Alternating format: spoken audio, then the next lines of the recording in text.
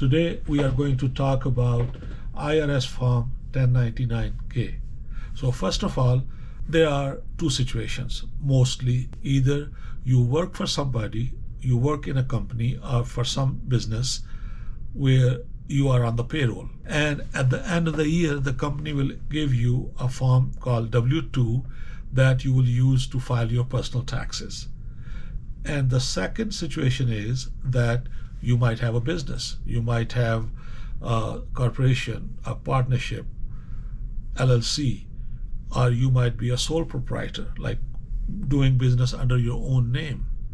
You could be a freelancer. You could be a self-employed person. You could be driving Uber or Lyft. You could be doing delivery services such as DoorDash, Uber Eats, Grubhub, or Amazon Flex. When you do all these gigs or you have your own business, chances are that more and more people now pay with their credit cards or through PayPal, Venmo, or if you sell online, eBay or Amazon, everything goes through third-party platforms. They are like in the middle. At the end of the year, IRS requires these third-party platforms. If your income, your revenue for the whole year is more than $20,000 and you have more than 200 individual transactions, these companies are required to issue a Form 1099-K. So that form is filed with IRS and you will be given a copy of that. What this form does is it shows month by month how much money you made. That's all it does. It just tells IRS and you how much money you made during the year. So what is the issue then? Because lately there has been a lot of talk about it.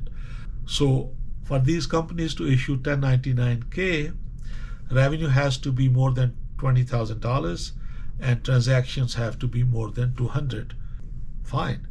But what happened is a lot of times people do different things. They work a little bit here, they don't work full time. In other words, their annual revenue falls short of 20,000. They make 10,000, they make 15,000, and their transactions are also less than 200.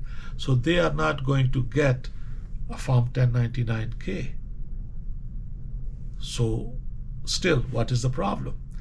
The thing is, I think the IRS figured out that some people who were under that threshold, who did not get 1099-K, may be thinking that if 1099-K is not issued, that income under $20,000 is not supposed to be reported on their tax return, which is not the case.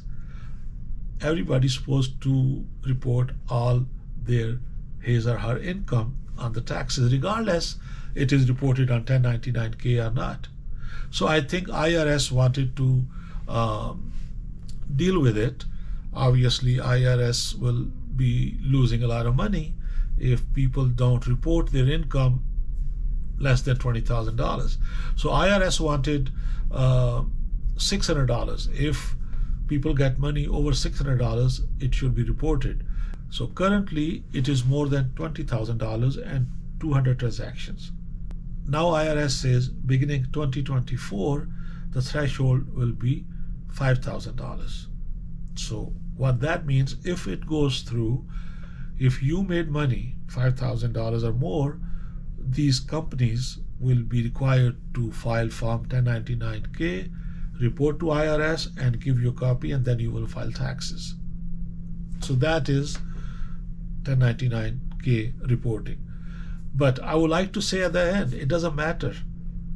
As long as you are making money, all you're supposed to do is take income from your business, self-employment, whatever you do other than your job, because your job, if you have a job, if you are employed, you will get a W-2. So that is already reported.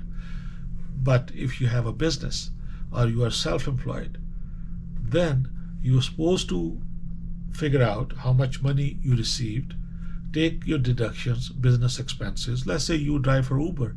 So you are supposed to take the mileage out, if you take the standard deduction, or if you take actual deduction. So you can take depreciation, insurance, repairs, gas, all those things. And then you come to net income, and that's what you pay taxes on. All right? So don't worry about if you get 1099K or not. Just take your income, take your deductions, and report on your tax return, and you will be fine. You have nothing to worry about. I hope it helps. Thank you very much for watching.